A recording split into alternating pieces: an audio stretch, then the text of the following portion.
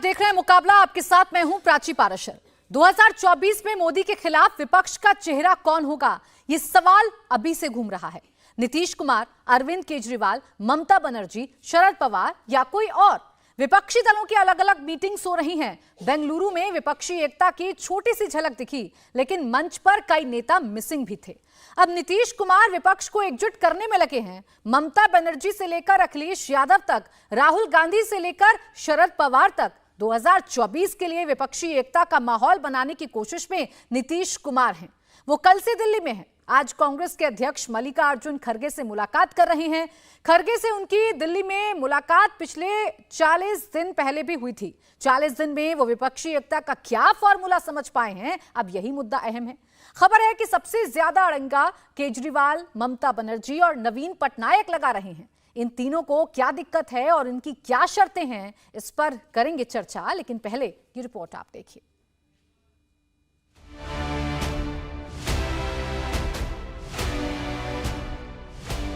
विपक्षी एकता के ध्वजावाहक फिलहाल नीतीश कुमार हैं। खुद को कप्तान बनाकर नीतीश एंटी मोदी ब्रिगेड की टीम तैयार करने में लगे हैं। आज नीतीश कुमार और कांग्रेस अध्यक्ष मल्लिकार्जुन खड़गे की दूसरी मुलाकात है। 2024 को लेकर टीम नीतीश कैसी होगी भी या नहीं होगी, बस ये साफ होना है। हम लोग कोशिश कर रहे हैं कि ज्यादा से ज्यादा विपक्षी पार्टियां एकजुट हो जाएं और मिल करके हम लोग पूरे देश में अभियान चलाएं। इससे पहले नीतीश ने 21 अप्रैल के दिन कांग्रेस के वरिष्ठ नेता हरीश रावत से मुलाकात की थी। इसके बाद 24 अप्रैल को वो पश्चिम बंगाल के मुख्यमंत्री ममता बनर्जी से कोलकाता में मिले थे। 24 अप्रैल को ही नीतीश की मुलाकात लखनऊ में अखिलेश यादव से हुई। वहीं 9 मई को नीतीश ने उड़ीसा के मुख्यमंत्री नवीन पटनायक से मुलाकात की। 10 मई को रांची में झारखंड के मुख्यमंत्री हेमंत सोरेन से मुलाकात करने पहुंचे। मुंबई में 11 मई को नीतीश एनसीपी अध्यक्ष शरद पवार से मिले। 11 मई को ही नीतीश शिवसेना नेता उद्धव ठाकरे से भी मिले थे और 21 मई को नीतीश दिल्ली में केजरीवाल से भी मुलाकात कर चुके हैं। व्याकुलता के साथ भारत में घूम रहे हैं विपक्षी एकता। कौन सी विपक्षी? ये खुद प्राइम मिनिस्टर के दावेदार हैं, किसको मनाने जा रहे हैं? नवीन पटनायक जी को तो मना करके आ गए। नवीन जी ने इनको बता दिया कि क्या होता है विपक्षी एकता। नीतीश विपक्षी एकता के विमान के पायलट तो बन गए हैं, लेकिन इसकी सेफ लैंडिंग और क्रैश लैंडिंग का पता उन्हें भी नहीं है, क्योंकि खड़गे को केजरीवाल कबूल नहीं, अखिलेश को मायावती नामंजूर हैं, ममता खड़गे के साथ आना नहीं चाहती, आ भी जाए तो नेतृत्व कबूल नहीं है। नवीन पटनायक ने नीतीश का साथ कबूल नहीं किया, मुलाकात के बाद भी साथ नहीं आए। विपक्षी एकता जितना छोटा शब्द है, उससे लाख गुना बड़ी चुनौती है। ऐसे में नीतीश की कोशिशों पर बीजेपी चुटकी ले रही है। एक चीज बताइए, आप केजरीवाल जी को नहीं बुलाया गया, ममता जी खुद नहीं गई, केसीआर खुद नहीं गए, तेलंगाना के चीफ मिनिस्टर, नवीन पटनायक को तो बुलाया ही नहीं गया। तो कैसी अपोजिशन की एकता है? और नीतीश बाबू घूम रहे हैं तो घूमे, कुछ होने वाला नहीं है, क्योंकि 24 में कोई वैकेंसी नहीं है। और मैं नीतीश जी से आग्रह करूंगा, रोज अखबार खोलता हूं तो कभी यहाँ गोली, कभी ये मारा गया, कभी वो मारा गया। नीतीश बाबू, हिंदुस्तान खूब घूमिए, बेंगलुरु दिल्ली तक, थोड़ा बिहार को भी संभालिए। बीजेपी को पता है कि 2024 में मोदी से टक्कर लेने की स्थिति में सीधे तौर पर कोई है नहीं, और सब साथ आकर पूरी ताकत लगा पाए, ऐसी संभावना भी कम ही बनती दिख रही है।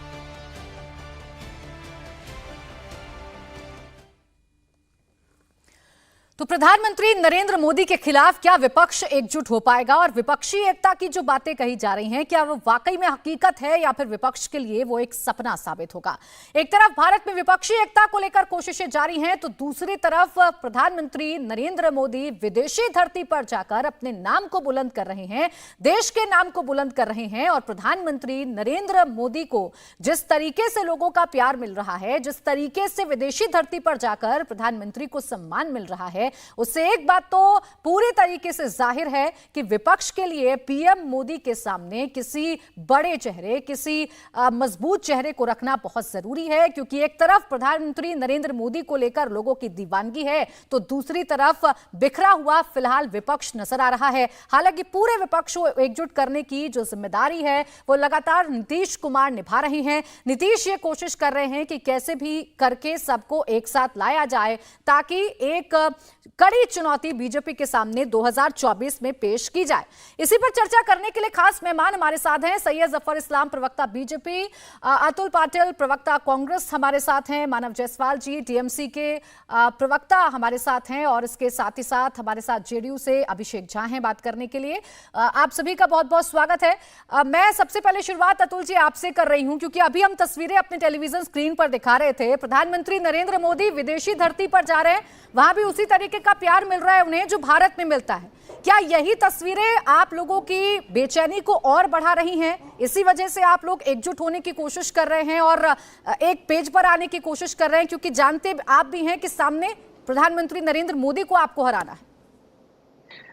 अच्छी बात है प्राची जी, देश के प्रधानमंत्री को अगर विदेश की धरती पर प्यार मिलता है, मोहब्बत मिलती है तो अच्छी बात है। लेकिन देवसंग प्लेन में 1000 स्क्वायर किलोमीटर का ऐसा एरिया जिसे बफर जोन बनाना चाहता है चाइना, जो पाकिस्तान, चाइना और हिंदुस्तान को अलग करता है, जो लद्दाख को बचाने की एक स्ट्रेटेजिक पॉइंट है, वो चाइना दे नहीं रही है। 18 किलोमीटर पहले इंट्रूजन हो चुका है और 15 किलोमीटर और अंदर आ रहे हैं। तो इसका भी ध्यान जो है फॉरेन पॉलिसी में नरेंद्र मोदी जी ने रखना चाहिए, क्योंकि कोई घुसा है, न कोई पोस्ट है, न कोई आया है। ये क्लीन चिट जो है ये देश पर भारी पड़ रही है, देश की सुरक्षा पर भारी पड़ रही है। अब रही बात अपने देश की राजनीति की, तो एक तो अहम बात यह है प्राची जी की कर्नाटक में भी तो मोदी जी थे, ऐसे रोड शो हुए, और फिर वही आदमी जो 1:30 बजे था वही 2 बजे स्क्रीन पर वही दिख रहा था सामने। तो वहां की पॉपुलैरिटी जो थी वो हमने देखी है, महसूस की है, और फिर कर्नाटक का नतीजा है वो भी सामने आया, क्योंकि देश महंगाई से जूझ रहा है, देश बेरोजगारी से जूझ रहा है, देश तकलीफों से जो गुजर रहा है उसकी चिंता कितनी है ये देश पूछ रहा है। क्योंकि क्वाड सम्मेलन था, बेसिक सम्मेलन तो क्वाड था पहले, लेकिन क्वाड में बाइडेन जी ने मना कर दिया क्योंकि घर के कुछ उनके मसले हैं, तो वो मसले मुझे पहले हल करने, इसलिए क्वाड का कैंसिल हुआ, ऐसी खबर है। तो ये अहम बात है, वहां बायलैटरल टॉक होगा अभी आपके कहने के मुताबिक। तो ये बात आप समझ लीजिए कि विपक्षी एकता की जहां तक बात है, तो जनता ने एक संदेशा जो है वो कर्नाटक से दिया है। माना कि वो एक राज्य का चुनाव था, लेकिन वहां से सीधा संदेश गया है। ठीक है, कर्नाटक के जिस संदेश की आप बात कर रहे हैं, चलिए मैं कर्नाटक की चर्चा कर लेती हूँ। कर्नाटक में अभी 2 दिन पहले हमने जो मंच से तस्वीरें देखी, मैं उसी पर चर्चा कर लेती हूँ अतुल जी, और विपक्षी एकता को लेकर इसलिए आप लोगों से सवाल पूछे जा रहे हैं कि आपके उस मंच पर अखिलेश यादव नहीं थे, आपके उस मंच पर ममता बनर्जी नहीं थी, उद्धव ठाकरे नहीं थे, तो ये भी तो सवाल पूछे जाएंगे कि ऐसा तो नहीं कि मुश्किलें आ रही हैं और खींचतान अभी अपनी ही टीम के अंदर है, बाकी तो मैच फिर लड़िएगा आप बीजेपी से। देखिए, अनिल देसाई जी आए थे शिवसेना की तरफ से, और जहां तक बात है तो जो विपक्षी एकता बननी है, जो फॉर्मूला बनना है, वो 100% बन जाएगा, आप चिंता न कीजिए। क्योंकि जनता ने हमें आदेश दिया है कि लड़ना है, देश बचाना है, संविधान बचाना है, लोकतंत्र बचाना है, हम आपके साथ में हैं, आप सब इकट्ठे आ जाओ। तो हम सब इकट्ठे आ जाएंगे, फार्मूला भी सामने आ जाएगा, और 2024 में देश का लोकतंत्र चलाने वाली, देश का संविधान को मानने वाली सरकार आपको दिखाई देगी। क्योंकि 2 चीजें सामने है। एक, भाजपा के खुद अध्यक्ष जेपी नड्डा जी कहते हैं 2024 के बाद कोई भी प्रादेशिक दल नहीं रहेगा, यानी सबको तोड़ना मरोड़ना चाहते, जो देख रहे लोग शिवसेना के साथ क्या किया, अकाली दल के साथ किया, सारे सब अभी उनके अलायंस में ईडी, इनकम टैक्स, सीबीआई। सुनिए ना प्राची जी सुनिए ना। और 2004 से 2014 तक एक गठबंधन वाली, यूपीए गठबंधन वाली सरकार देखिए, जहां सम्मान के साथ हम एक साथ रहे और एक अच्छी सरकार दी, तो ये ठीक है। सामने सामने ठीक जनता है के अतुल सामने जी। भी है ठीक और है सारे अतुल जी, दलों के आप सामने भी है। कर्नाटक की जीत से खुश हैं, आपका उत्साह बढ़ा है और आपको लग रहा है कि अब कांग्रेस का जो कहीं ना कहीं प्रभाव है वो विपक्षी दलों के बीच में और ज्यादा बढ़ा है, इसलिए आप उत्साहित भी नजर आ रहे हैं, कॉन्फिडेंट भी नजर आ रहे हैं। लेकिन जफर इस्लाम साहब, ये जो कॉन्फिडेंस है अतुल जी का या फिर जेडीयू का या बाकी विपक्षी दलों का, ये कॉन्फिडेंस आपके माथे पर शिकन लाने के लिए काफी है या नहीं? अब आप सोचेंगे कि नहीं सोचेंगे कि 2024 में आपकी कुछ मुश्किलें बढ़ सकती हैं, विपक्ष एक साथ आ सकता है? वो देवसंग भी पूछ लेना। देखिए प्राची जी, 2019 के इलेक्शन से पहले सारे पॉलिटिकल पार्टी का, उनके लीडर्स का, उनके प्रवक्ताओं का आप भाषण सुन लीजिए। आपके टेलीविजन चैनल पे भी आके कितने ज्ञान देके गए कांग्रेस के प्रवक्ता और भी दीगर पॉलिटिकल पार्टीज के प्रवक्ता कि हम ऐसा करेंगे, हम वैसा करेंगे और हमें 100 के नीचे निपटा देंगे। देश की जनता तो सुनती रहती है। देश की जनता ने ऐसा करारा जवाब दिया कि हमें 350 के ऊपर भेज दिया एनडीए को और खुद भारतीय जनता पार्टी को 303। उसकी वजह देखिए क्या है, ये लोग नहीं समझ पाते, जमीन में नहीं हवा में उड़ रहे हैं। अब अपनी ताकत नहीं तो नीतीश कुमार के कंधे पे घूम रहे हैं। हकीकत तो क्या है देखिए, आज आपने देखा, जिसका जिक्र आप कर रहे थे कि विदेशी धरतियों पे भी किस तरह से मान सम्मान देश के प्रधानमंत्री जी का दिया जाता है। सबसे दुनिया में पावरफुल अमेरिकन प्रेसिडेंट को माना जाता है इस धरती में। उसके प्रेसिडेंट ने कहा कि आपकी लोकप्रियता और आपकी जो प्रशंसक हैं हमारे देश में इस कदर हैं पूरी दुनिया में कि अपने आप में अनोखा मिसाल है, मुझे आपका ऑटोग्राफ लेना चाहिए। और यह भी बता देते हैं कि जो इन्विटेशन हम आपके ऑनर में दे रहे थे व्हाइट हाउस में, उसके जितने इन्विटेशन आज तक कभी ऐसा नहीं है कि इन्विटेशन पूरा खत्म हो जाए और डिमांड बढ़ती जाए। जितने इन्विटेशन थे उससे कई गुना ज्यादा डिमांड है अभी और हम नहीं पूरा कर पा रहे। इससे समझ में आता है कि आपकी अप्रूवल रेटिंग और पॉपुलैरिटी कितनी है। विदेशी धरती में है, देश की जनता तो आशीर्वाद देती है, तभी तो ताकतवर बने हैं, तभी तो कर्नाटक में वो आशीर्वाद आपको नहीं मिला ना, तभी तो विपक्ष को मौका मिल गया ये कहने का कि कर्नाटक हरा दिया। तो अब देखिए 2024 में आपका क्या हाल करेंगे? प्राची जी, मैं मानता हूं अगर किसी एक स्टेट ने हमें नहीं दिया, आप तो कह भी सकते हैं कि गुजरात में इनको तो एकदम जमीन पे लाके खड़ा कर दिया, ऐसा तो हमें नहीं कहना। हमें तो 36% वोट भी मिले, जो वोट थे वो भी मिले। तो ऐसा नहीं कि आप कह सकते हैं कि हमें नहीं लोगों का प्यार, सम्मान और आशीर्वाद नहीं मिला। 37% वोट मिले हमें, जिससे पहले से ज्यादा मिले। हकीकत यह है कि देखिए आज ये नीतीश कुमार जी जो बेड़ा उठाया वो अपनी दावेदारी पेश करने के लिए, आदमी को कोशिश करने के लिए, उनका कुछ नहीं जाता इसलिए कोई घाटा नहीं बोलते। कोई गाना है मेरा कुछ नहीं घाटा, ऐसा करके वैसा ही है। अगर वो कोशिश करेंगे ऐसे भी मुख्यमंत्री से हट जाएंगे अगली बार, और वहां हमारी सरकार आएगी अगली बार तो मुख्यमंत्री से पैदल हो जाएंगे। तो कोशिश ही कर लेते हैं, चलो भाई प्रधानमंत्री थोड़ी देर न्यूज में रहेंगे कि प्रधानमंत्री की कोशिश की, लेकिन वो भी जानते हैं, वो तो अच्छे से जानते हैं। पाटिल साहब या पाटिल साहब की पार्टी के लोग नहीं जानते होंगे, वो अच्छे से जानते हैं कि ये सिर्फ जवाब देना कोशिश है अपने आप को रेलेवेंट बनाने की, रेलेवेंट बनाने के लिए। ठीक है, नीतीश कुमार का आप जिक्र कर रहे हैं, मैं पाटिल जी आपके पास आऊं उससे पहले मैं गालिब का है ना, दिल बहलाने को गालिब ख्याल अच्छा है। हाँ ठीक है, दिल बहलाने को गालिब ख्याल अच्छा है। चलो थोड़ा सैर सपाटा कर लेते हैं। चलिए अभिषेक जी, क्या जो कह रहे हैं सैयद जफर इस्लाम कि ये दिल बहलाने के लिए ख्याल अच्छा है वाली बात है, नीतीश कुमार भी जानते हैं कि कितना मुश्किल जिम्मेदारी उन्होंने अपने कंधे पर ले ली है। एक तरफ ममता दीदी हैं, एक तरफ अखिलेश यादव हैं, अरविंद केजरीवाल को तो न्योता तक नहीं मिलता है कांग्रेस की तरफ से, तो कैसे सबको एक साथ लाइएगा आप?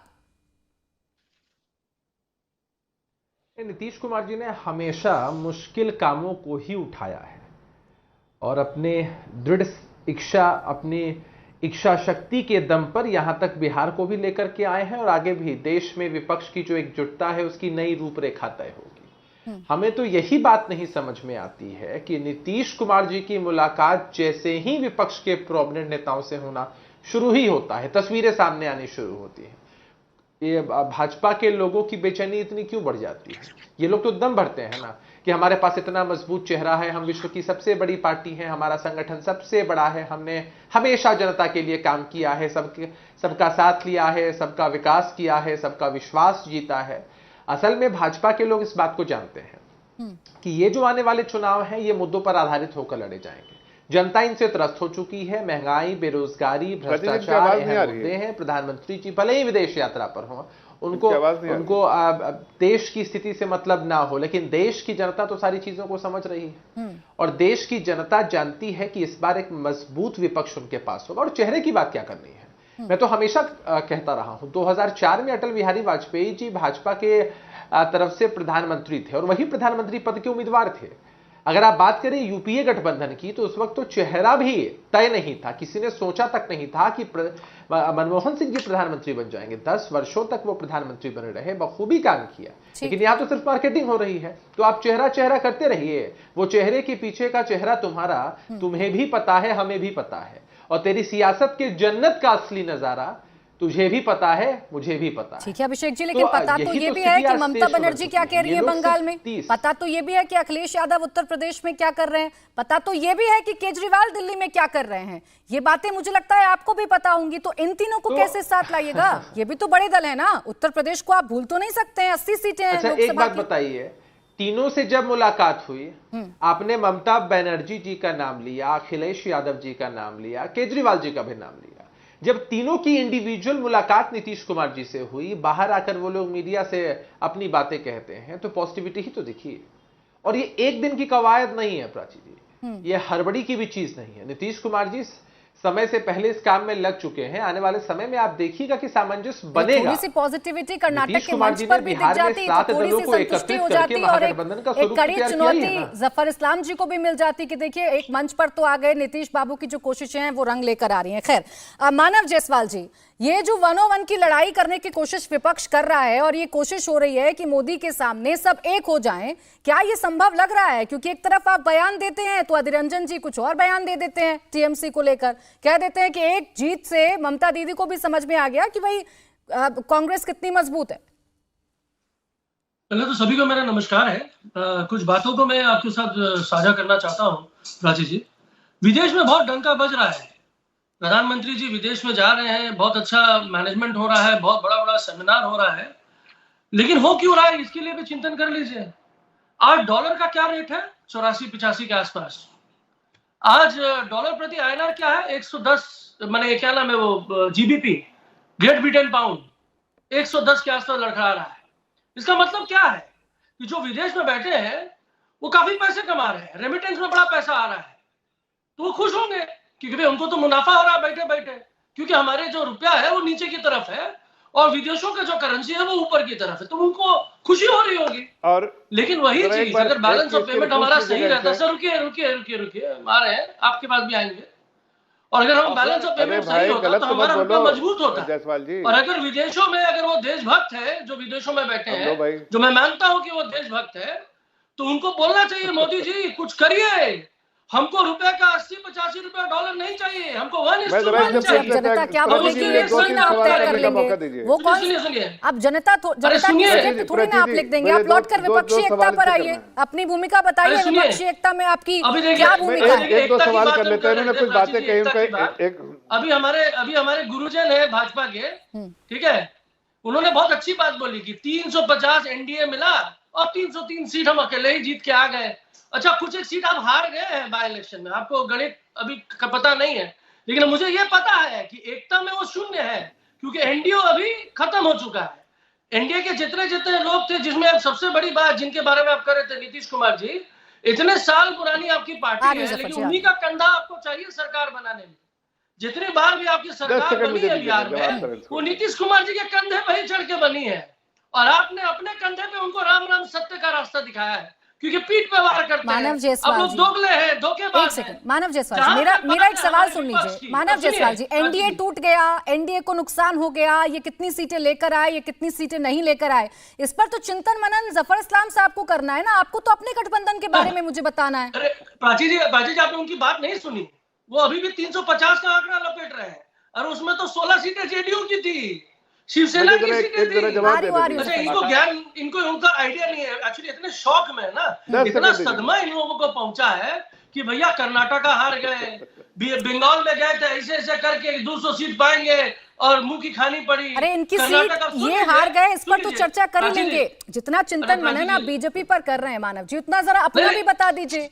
ममता दीदी अच्छा, बयान बता देती रहे। हैं, दोस्ती का हाथ एकदम बढ़ाती बिल्कुल हैं, बता रहे। कांग्रेस क्या बयान देने लगती है फिर? एक बार जरा मुझे जवाब एक सेकंड देने जफर जी, फिर आ रही हूँ हमारी आपके जो पास। नेत्री है सुश्री ममता बनर्जी, धरातल पे जिस तरीके से उन्होंने काम किया है, जो उनका जो वर्क रिकॉर्ड है, जो ट्रैक रिकॉर्ड है, मुझे तो उम्मीद है कि भैया हवाई मुख्यमंत्री तो बनी नहीं थी मोदी जी जैसे, टपका दिया गया था आंगन में, वाघेला जी का इनका उनका झमेला चल रहा था और टपक के डेप्यूट में पहुंच गए मुख्यमंत्री। लेकिन हाँ, जब विपक्ष की बात आ रही है तो आप निश्चिंत रहिए, हर छोर से इनको पछाड़ा जाएगा। ये जो चक्रव्यूह रच रहे हैं ना कि 1:1 का रेशियो में आ जाओ, तुम बताओ तुम्हारा नेता कौन, मैं तो बंगाल में बताता फिर हूं आप मेरा कांग्रेस नेता को मोदी। नेतृत्व दे देंगे क्या? सुनिए मैडम, कांग्रेस आज के डेट में और पहले भी और सालों से सबसे बड़ी पार्टी रही है। जितने कार्यकर्ता कांग्रेस के बूथ मेंबर हैं उतने भाजपा के नहीं है, ये मान लीजिए। लेकिन हम क्या बोल रहे हैं, हम बोल रहे हैं कि जहां आप मजबूत है हम आपको समर्थन करेंगे, फुल तरीके से हम आपके साथ कैंपेन में भी जुड़ेंगे। अगर हमारे कुछ इसी फॉर्मूले पर तो जवाब आया है। मानव जी, आप वही नहीं सुन रहे हैं, निरंजन जी जो कह रहे थे उस पर जवाब दे देते। खैर रुकिए, शुभरास्ता जी से कमेंट ले लो, फिर आ रही हूं मैं। जफर जी, आप सबका काउंटर कर लीजिएगा। शुभरास्ता जी, ये जो विपक्षी एकता की 350 है कि नहीं पूछ लीजिए। बोलिए इस्लाम जी, जल्दी से 10 सेकंड बोलिए, 10 सेकंड। गलत अच्छा, जेडीयू वाला अभी भी है। रुक जाइए मानव जी, हाँ, बोलिए। मानक जी को बता रहा हूँ। अरे सुनिए मानक जी, आपको 2-3 चीज अपने देश के बारे में बताते हैं, शायद अच्छा होगा आप जान लीजिए। गलत बयानी से काम मत लीजिए, भाजपा के बारे में जो बोलना बोलिए। आज आपका डॉलर के प्रति 103 रुपया है, जो जीबीपी के प्रति 103 रुपया है। डॉलर जो है 84-85 बोल रहे हो, 82 रुपया कुछ पैसा है। और दूसरी बात बता दें कि आप बैलेंस ऑफ पेमेंट के बारे में करें, दुनिया के सब, एक मिनट, अरे सुनिए, दुनिया, अरे एक सुनो, एक मिनट, बैलेंस ऑफ पेमेंट में जरा सा एक मिनट सुन तो लीजिए मानक जी। जफर जी, चर्चा कहीं और चली जाएगी, इस पर बाद में काउंटर कर लीजिएगा। मेरा शुभरास्ता जी से कमेंट रह गया, एक सेकंड रुक जाइए सर, आपका भी कमेंट आ गया, वो काफी देर से इंतजार कर रही है। शुभरास्ता जी, जो खिचड़ी पकने की कोशिश हो रही है या जो खिचड़ी पकाई जा रही है, जफर जी प्लीज थोड़ा सा हमारे पास बैलेंस ऑफ पेमेंट जिस मजबूत स्थिति में हम हैं, वो भी बोलेंगे चर्चा में, सिर्फ आप ही बोलने नहीं आए हैं। शुभरास्ता जी, जो खिचड़ी पक रही है विपक्षी एकता की, आपको लग रहा है कि इसका स्वाद बढ़ेगा या कुछ कमी रह जाएगी 24 तक?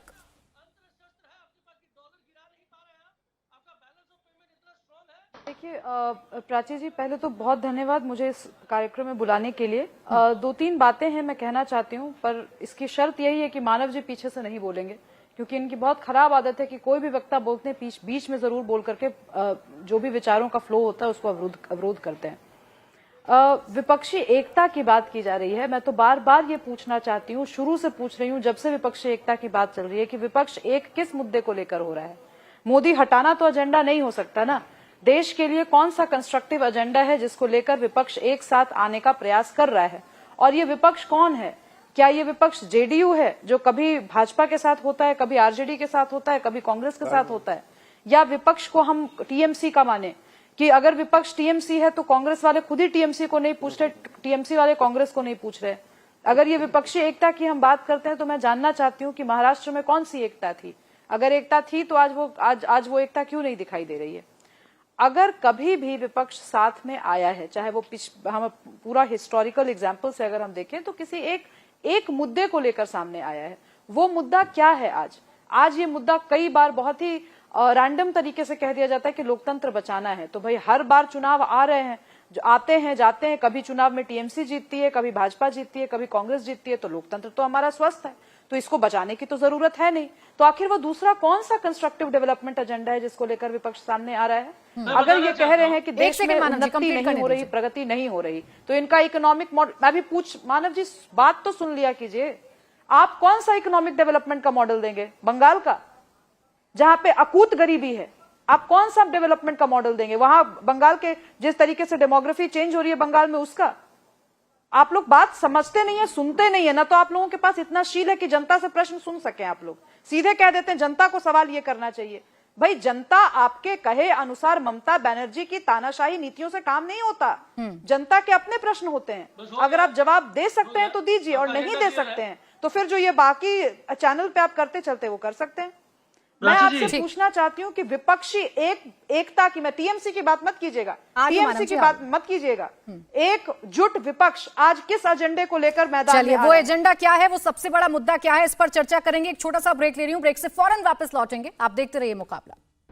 ब्रेक के बाद स्वागत है आपका। आप देख रहे हैं मुकाबला। ब्रेक पर जाने से पहले एक एजेंडा, एक मुद्दे की बात हो रही थी। अतुल जी, वो मुद्दा भी बताइएगा, ये भी बताइएगा कि कौन सा सबसे बड़ा एजेंडा विपक्ष का रहने वाला है, और ये भी बताइएगा कि जब दोस्ती का हाथ दीदी बढ़ाती हैं तो आपके नेता फिर क्यों ऐसे बयान देते हैं जिससे वो दोस्ती का हाथ भी पीछे हो जाए। और देखिए, दीदी ने प्रतिनिधि भेजा हो लेकिन मंच पर तो वो भी नहीं थी।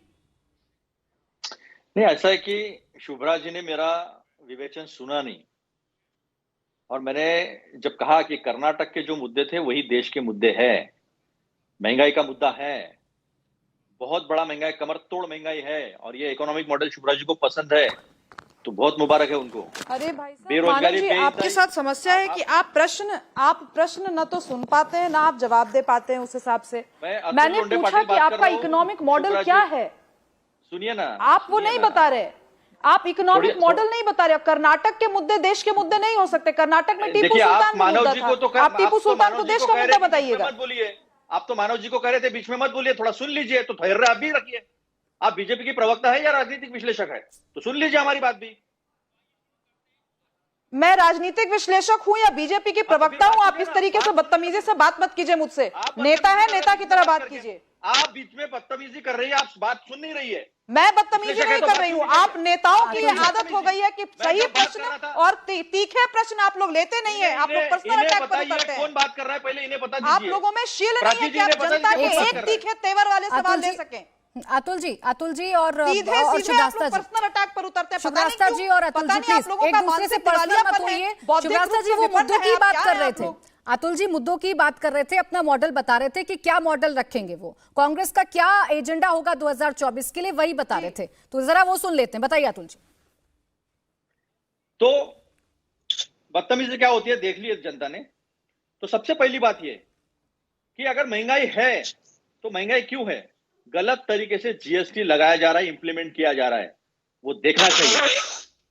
जो प्रधानमंत्री कहते हैं दूध, पनीर, आटा, इस पे नहीं जीएसटी लगना चाहिए, वही अगर लगाते हैं तो सोचना चाहिए।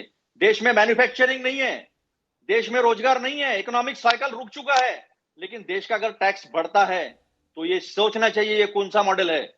यहां पर बैठकर हमारे भाई कह रहे थे अभी जफर कि बैलेंस ऑफ पेमेंट, क्या हमारे पास इतना फॉरेन एक्सचेंज है? फॉरेन एक्सचेंज सिर्फ बताता है हमारी स्थिति क्या है, बैलेंस ऑफ पेमेंट बताते हैं हमारे एक्सपोर्ट एंड इंपोर्ट में जो सर्विसेज है, गुड्स, उसके बीच में गैप कितना है। पिछले 30 से ज्यादा क्वार्टर से हमारा एक्सपोर्ट काफी गिरता जा रहा है, और जिस चाइना की आप बात करते हो उस चाइना के साथ आपका जो डेफिसिट है वो $100 बिलियन का हो चुका है। वहां से कंटिन्यू इंपोर्ट बढ़ते जा रहा है। तो जहां जो इस मॉडल में ना रोजगार बढ़ पा रहा है, ना प्राइवेट इन्वेस्टमेंट बढ़ पा रही है, ना जहां पर महंगाई कम होती दिखाई दे रही है, जो डॉलर 58 रुपए में आईसीयू में था वो 82 रुपए के ऊपर चला गया है, जहां दिखता है कि ईयू, हमारे प्रधानमंत्री जापान में जाने से पहले ईयू के नेतागण तो कहते हैं कि के जिस तरह साथ अतुल जी, क्या आप अकेले लड़ाई लड़ लेंगे, आप अकेले हरा देंगे जफर इस्लाम जी को, या आपको जरूरत है अपने विपक्षी दलों की? मैं ये पूछ रही थी। देखिए, आप जो एजेंडा सेट करना चाहते हैं या कहते हैं कि मोदी जी के खिलाफ, क्यों देश के भलाई के लिए नहीं हो सकता एजेंडा? हमारा एजेंडा देश के भलाई के लिए है, हम देश की बात कहते हैं। कोई एजेंडा सेट करने के लिए नहीं बैठा है, किसी के पास इतना टाइम नहीं है कि बैठकर ये सोचे कि कांग्रेस क्या एजेंडा सेट कर रही है या बीजेपी क्या एजेंडा सेट कर रही है। बात विपक्षी एकता को लेकर हो रही है, तो पूछूंगी ना आपसे कि कितने लोग आपके साथ हैं और कितने नहीं, इसमें कौन सा एजेंडा? ऐसा है, अभी चुनाव को 1 साल बाकी है, 7-8 महीने इससे ज्यादा समय है, आते लोग सब जुड़ जाएंगे। लेकिन देखिए कैसा होता है, जफर इस्लाम जी को दिखता नहीं है कि बिहार में इनको नीतीश के कंधे पे चढ़ना पड़ता है। मेघालय में 60 सीटें लड़के 2 सीटें जीतते हैं सिर्फ, तो वहां पर कोनराड संगमा जो सबसे ज्यादा करप्ट आदमी, सबसे ज्यादा करप्ट गवर्नमेंट, वहां 2 सीटें आने के बाद भी वहां जाके जुड़ जाते हैं, महबूबा से जुड़ते हैं, हरियाणा में जजपा के साथ जुड़ते हैं। तो ये जो है बीजेपी का जो सक्सेस दिखाने की कोशिश है, लोकसभा में जरूर सक्सेस मिला उनको। गजब है अतुल जी, यही चीज मानव जी कर रहे थे, यही चीज आप कर रहे हैं। बीजेपी की पूरी हिस्ट्री, बीजेपी कैसे काम करती है, बीजेपी के विरोधी उसको क्यों छोड़कर जा रहे हैं, ये आपने पूरा पढ़ लिया।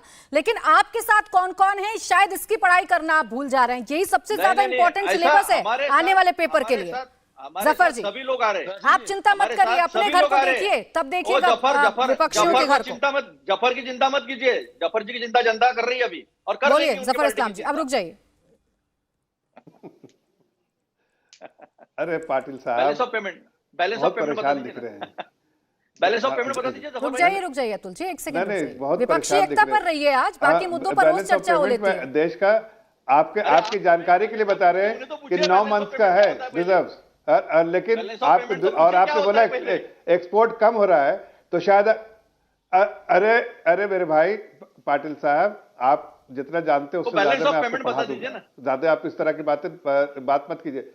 और दूसरी बात, आपको एक बात और जानकारी के लिए दे रहे हैं, जो एक्सपोर्ट कम हो रहा है ना 30 क्वार्टर से, इधर नहीं 30 क्वार्टर से एक्सपोर्ट के नंबर जाके सुनिए, एक्सपोर्ट के नंबर जाके देखिए और उसके बाद बोलिएगा सर्विसेज एक्सपोर्ट, और दोनों के बारे में देख लीजिएगा। तीसरी बात हो गई चर्चा, अरे सुनिए पहले तीसरी बात आप सुनिए, क्यों मुद्दे को कहां से कहां लेकर जाना चाहते हैं, सेफ जोन में क्यों खेल रहे हैं? आइए विपक्षी एकता पर ही चर्चा कर लें आज। जफर इस्लाम जी, तीसरी बात बता रहे हैं कि जो नहीं बैलेंस ऑफ पेमेंट में मैंने आपको बताया ना, जो रिजर्व्स हमारे पास है वो 9 से 9.5 महीने के लिए सफिशिएंट है, अपने जितना ठीक है जफर, जिस पर भी रोज चर्चा कर लेंगे। अभी जरा विपक्षी एकता पर आप भी आ जाइए, जिन्होंने आपको नकार दिया कि कांग्रेस के साथ नहीं खड़ा करेंगे, तो आप कहां खड़े रहेंगे? अधीर रंजन जी ने ममता जी को नकार दिया, वो कह दिया कि हमको नहीं चाहिए उनका सपोर्ट। ममता जी ने कांग्रेस को नकार दिया, तो आपको कहां से सपोर्ट मिलेगा भाई? और आपको एक और बताते, मानव अग्रवाल जी भी हैं, इस बार बंगाल में भारतीय जनता पार्टी 35 सीटें लेकर आएंगी, 18 नहीं 35 सीटें लेकर आएंगी। जमीन आपके साथ खिसक चुका है और आप देखिएगा 35 सीटें कम से कम आएगी। और इस बार 303 से ज्यादा हमारा आंकड़ा आएगा। जब आप 100 के नीचे निपटा रहे थे हमें, तो हम 303 लेकर आए। अब आपने अपना आंकड़ा चेंज किया तो हमारा और आंकड़ा बढ़ेगा, उससे ज्यादा बढ़ेगा।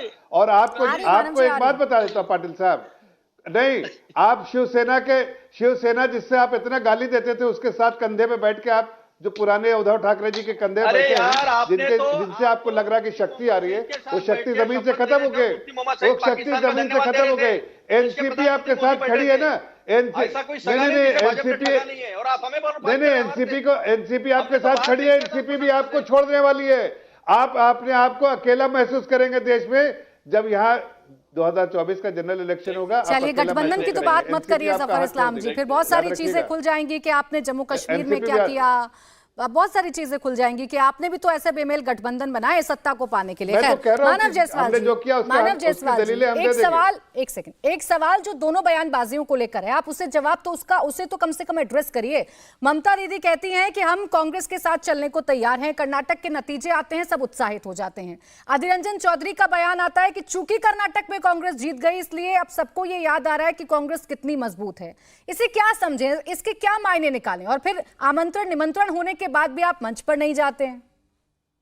मानव जी, आपकी आवाज हम तक नहीं पहुंच रही, मैं लौटूंगी आपके पास, उससे पहले अभिषेक जी के पास चली जाती हूं। अभिषेक जी, ये मुश्किल है कि नहीं है आपके लिए? आप बेशक कहिए कि मुद्दे हैं, बहुत सारी चीजें हैं, लेकिन आप भी जानते हैं, नीतीश कुमार भी कह चुके हैं 1-on-1 की फाइट होनी जरूरी है, विपक्ष का मजबूत होना बहुत जरूरी है। तो कैसे ये जो बिखरते हुए साथी हैं, कैसे साथ लेकर आएंगे उन्हें? कोई बिखर नहीं रहा है और स्वस्थ लोकतंत्र के लिए विपक्ष की आवाज बुलंद रहे, ये अति आवश्यक है, वरना सत्ता में बैठे लोग निरंकुश हो ही जाते हैं, जैसे अभी हो ही गए हैं। और अब आप मुश्किलों की बात कर रही थी, हम इसे जरा भी मुश्किल नहीं मानते हैं। जब जनता की ताकत आपके साथ होती है, जनता की आवाज आपके सुर में सुर मिलाकर बोलती है, तो ये कुछ भी मुश्किल नहीं होता है। मुद्दों की बात हो रही थी। आज देश में इतना बड़ा मुद्दा है बेरोजगारी का, महंगाई का, भ्रष्टाचार का। इन मुद्दों से बड़ा कोई मुद्दा हो सकता है? आपको याद होगा कि भाजपा के बड़े बड़े नेता कैसे कांधे पर गैस सिलेंडर लेकर घूमते थे, साइकिल चलाते थे और महंगाई को लेकर, बढ़ते पेट्रोल डीजल की कीमतों, रसोई गैस को लेकर प्रदर्शन किया करते थे। तब से लेकर अब तक में क्या स्थिति बदल चुकी है। 2 करोड़ रोजगार का वादा प्रतिवर्ष किया था, ऊंट के मुंह में जीरे के समान स्थितियां हैं। काला धन वापस लाएंगे, नोटबंदी असफल रही, फिर एक बार दूसरी नोटबंदी ये लोग लेकर के आए हैं। तो आज एक तरफ जनता से जुड़े बुनियादी मुद्दे हैं और दूसरी तरफ इन लोगों की स्ट्रैटेजी है कैसे धर्म के नाम पर राजनीति करना, तनाव पैदा करना, द्वेष पैदा करना समाज में और उसका राजनीतिक लाभ लेना। तो ये लोग तो अपने काम में लगे हैं। कर्नाटक से अभी एक शुरुआत हो चुकी है कि किस तरह से बजरंग बली इनसे नाराज है, किस तरह से राम भगवान इनसे नाराज है कि उनके नाम का ये लोग लगातार बेजा इस्तेमाल कर रहे हैं। तो आप देख लीजिएगा, आप कह तो रहे हैं मुश्किल नहीं है। देखिए, ये मुद्दे, इन पर चर्चा रोज होती है अभिषेक जी, लेकिन आज जो हम तस्वीर देख रहे हैं, उन तस्वीरों पर चर्चा करना भी जरूरी है। बार बार मैं यही पूछ रही हूँ आपसे, आप बेशक कह दीजिए कि सब कुछ ठीक है, सब साथ आ जाएंगे, लेकिन छोड़ देंगे क्या? कांग्रेस क्या सीट छोड़ देगी, या आप कुछ ऐसा फॉर्मूला सेट करेंगे कि बंगाल में टीएमसी को नेतृत्व दिला देंगे, अखिलेश यादव यहाँ पर ज्यादा सीटों पर लड़ेंगे और कांग्रेस सीटें छोड़ देगी? जी मैं आपको एक स्ट्रेटजी बताता हूं। बताइए। बीजेपी के पास महज 29-30 सीटें ज्यादा है बहुमत के आंकड़ों से, और ऐसा नहीं होता है कि हमारी पार्टी जाकर साउथ में ही चुनाव लड़ेगी तब जाकर हम गठबंधन में आ पाएंगे, या हम बंगाल में जाकर चुनाव लड़ेंगे। नैतिक समर्थन भी बहुत बड़ी चीज होती है। बिहार के रहने वाले लोग देश के विभिन्न प्रदेशों में रहते हैं, अन्य प्रदेशों के भी लोग यहां पर रहते हैं। जब वो देखते हैं कि विपक्षी एकजुटता सुनिश्चित हो रही है, जहां जो भी पार्टियां मजबूत हैं उनके लिए एक साथ प्रचार करना, प्रसार करना, अपने वोटर्स को इंटैक्ट करना, ये विपक्षी एकजुटता की बात होती है। ये नहीं होता है कि जनता दल यूनाइटेड को पूरे देश में सीटें मिल जाए तभी गठबंधन का स्वरूप तैयार होगा, या ममता बनर्जी जी को गुजरात में जाकर सीटें मिल जाए तभी गठबंधन का स्वरूप उल्टा तैयार ले गए होगा। अभिषेक जी। जहां मैं भी बात जो ही भी नहीं कर रही कि पार्टियां ममता मजबूत बनर्जी हैं, को आप जहां भी गुजरात में कांग्रेस दे पार्टी दीजिए। है, मैं तो उन स्टेट्स की बात कर रही हूँ जहां जहां पर क्षेत्रीय दल मजबूत हैं। खैर, अब मानव जायसवाल जी, जो सवाल मेरा आपसे था उसका जवाब जनता भी वहां तो जानना समन्वय चाहती है ही। है कि ये मैंने कहा ही खींचतान समन्वय। अपनी टीम के प्लेयर्स में ही क्यों है? देखिए, सबसे बड़ी बात मैं आपको बता देना चाहता हूँ, थोड़ा हास्यास्पद लगेगा लेकिन मैं हमारे गुरुजी हैं जफर साहब, उनको मैं याद दिला देना चाहता हूँ। देखिए, जनता का जो विरोध है ना, वो 400 रुपए सिलेंडर से शुरू हो रहा है। और मुद्दे क्या है? जिस तरीके से फेडरलिज्म का गला घोट रहे हैं वो एक मुद्दा है। देखिए दिल्ली में क्या हो रहा है, सुप्रीम कोर्ट के बाद ये कोर्ट को भी नहीं मानते, ये बहुत कोर्ट से भी ऊंचे हैं, ये दिख रहा है। संविधान को जो बचाने की लड़ाई है वो दिल्ली भी आज शुरू हो गया है। 2021 में एक नारा उठा था पूरे देश में। आप लोग जो नारा लगा रहे थे, अब की बार 200 पार, और फिर 2 मई दीदी गई, और हुआ क्या, 2 मई दीदी छा गई पूरे देश में, और वो ऊर्जा पैदा हो गया। आज पूरा देश देख रहा है कि भाई मुद्दे क्या है। जैसे हमारी जो दीदी है सुब्राशा जी बड़ा अच्छे से बोल रही थी, डेमोग्राफी की बात कर रही थी, इकोनॉमिक ग्रोथ की बात कर रही थी। तो भाई हम ऐसे नेता नहीं होंगे कि भैया आज मन किया नोटबंदी कर दिए, ऐसे करके जापान में जाके महिलाओं का, बेटियों की शादी का अपमान उड़ा दे। हम ऐसा नहीं करेंगे। हम 2000 बार जीएसटी में परिवर्तन नहीं करेंगे। मानव जायसवाल जी, आप मेरे सवाल को बड़ी चालाकी से गोल कर गए। आपने खिंचतान पर जवाब नहीं दिया। आप भी अपनी सेफ जोन में जाकर खेलेंगे। प्राची जी, मैं आपके उत्तर दूंगा, लेकिन ये भी तो प्रश्न है ना प्राची जी। अरे तो पहले मेरे प्रश्न का उत्तर दे दीजिए, फिर करते रहिएगा चर्चा। देश के मुद्दों पर चर्चा रोज करते हैं। आप भी क्या दे देते हैं। चले आप में से शुरू। अधीर रंजन जी ने जो बात बोली है वो अपनी व्यक्तिगत बातें जो उनकी रहती है पूरा देश जानता है, और उनका क्या क्या स्टेटमेंट रहता है हम उसको सीरियसली नहीं लेते। दीदी जो हमारी, उन्होंने बोल भी दिया है, बार बार बोला है, आज नहीं हर बार बोला है कि जहां जहां जो मजबूत है वो मजबूती से लड़ेगा। 2021 इलेक्शन में कांग्रेस कितनी मजबूती से खड़ी थी बंगाल में या दूसरे प्रांतों में, ये पूरा देश जानता है। 2021 2 मई के बाद जो पूरे देश में जो ऊर्जा आई है, जो जितनी भी अपोजिशन पार्टी को जो ऊर्जा मिली है, वो एक महिला की वजह से हुआ है। ये पूरा चलिए, इस पर अतुल जी जवाब दे दीजिए, फिर श्रीवास्तव जी आपके पास। सारे विपक्षी पार्टियां भी 2 मई 2021 से शुरुआत हुई है। दीदी ने करिश्मा करके दिखाया है। आप बेवजह सिर्फ कर्नाटक की बात कर रहे हैं, बंगाल का नाम लेना आप भी भूल जाते हैं अतुल जी। नहीं, हमने दीदी को तब भी दीदी का हमने अभिनंदन किया था। तब भी हमने दीदी का अभिनंदन किया था। मानो जी एक मिनट, तब भी हमने दीदी का अभिनंदन किया था, और दीदी की जीत जो थी वाकई काबिल तारीफ थी। इसमें कोई दिक्कत नहीं है। प्रॉब्लम क्या है, अभी हमारे विपक्ष का प्रॉब्लम क्या है कि वो वही गालिब का है ना, गालिब तेरा हाल ये है कि धूल चेहरे पे है और आईना साफ करते रह रहा है। तो ये प्रॉब्लम है। तो जनता के जो मुद्दे हैं उससे भाजपा काफी दूर चली गई है, और भाजपा ने जनता के साथ धोखा ही किया है। तो सारी तो फेरिस्त जो है वो मानव जी ने और हमारे मित्र ने दे ही दी है। लेकिन सबसे अहम बात अरे जफर भाई, हमारे बारे में रोज बात करोगे, नहाते समय भी बात करोगे। अतुल जी, जिसको आप मीटिंग बताते हैं वो दोस्ती का हाथ बढ़ा रही है, और आप ही के नेता उस दोस्ती के हाथ को खींच ले रहे हैं पीछे। एक सेकंड जफर जी, एक सेकंड। अतुल जी, जिसको आप बी टीम बताते हैं, आप भी तो सेलेक्टिव हैं। आज आपको दीदी की जीत बहुत अच्छी लग रही है, कभी आप ही उनको बी टीम बता रहे थे भारतीय जनता पार्टी की। नहीं, ऐसा है कि आप एक बात ध्यान में रखिए, जो अधीर रंजन चौधरी और दीदी के बीच में जो है वो राज्य का मुद्दा है, वो अफेक्ट नहीं करेगा। अभी बताता हूं मैं बीजेपी का महाराष्ट्र में क्या है। शिंदे का एक प्रवक्ता कहता है कि ये भूले नहीं बीजेपी कि हमारे बदौलत है। नहीं बता रहा हूँ, फिर बीजेपी क्या है। अतुल जी, मैं कंफ्यूज ये हो रही हूँ कि जफर जी अपनी बात करने आए हैं या आप करने आए बीजेपी की बात। आप सबसे ज्यादा बीजेपी में क्या प्रॉब्लम है, उनके गठबंधन में क्या प्रॉब्लम है, यही बता रहे हैं। मैं फाइनल कमेंट लूंगी श्रीवास्तव जी से। फाइनल कमेंट मिस्टर लीजिए, यही है रुक जाइए अतुल जी, अब एक सेकंड। श्रीवास्तव जी, विपक्ष के पास अनगिनत मुद्दे हैं और उन मुद्दों को लेकर कर्नाटक में जीत हासिल की है, तो विपक्ष का कॉन्फिडेंस तो हाई है पाटिल साहब, कि ये 50 क्रॉस मुद्दे करेंगे बीजेपी क्या? को हरा सकते हैं। अब इस्लाम जी एक सेकंड, आपको तो बहुत बड़ा आंकड़ा मैं पूछूंगा, आपस में मत लड़िए, फाइनल कमेंट आने दीजिए। शिवराज जी, सिर्फ शिवराज जी की आवाज है। जी प्राची जी, विपक्ष का कॉन्फिडेंस हाई होना चाहिए। एक स्वस्थ लोकतंत्र के लिए एक मजबूत विपक्ष बहुत जरूरी है।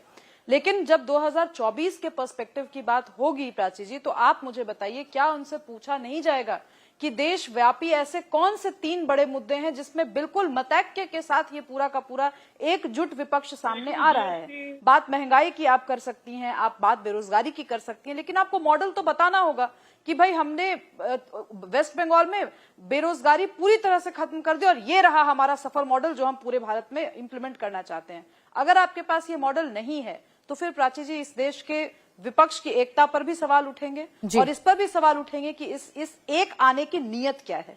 क्या नीयत सिर्फ इतनी है कि मोदी को हटाना है, या नीयत कुछ और भी है कि हमें देश को एक ठीक है शिवराज जी, मैं आपको बीच में रोक रही हूँ चूंकि समय समाप्त हो गया है। बहुत बहुत शुक्रिया आप सभी का हमारे साथ इस चर्चा में जुड़ने के लिए। इंडिया टीवी हर वक्त हर जगह डाउनलोड करने के लिए सर्च करें India TV news Google play store या ऐप स्टोर पर।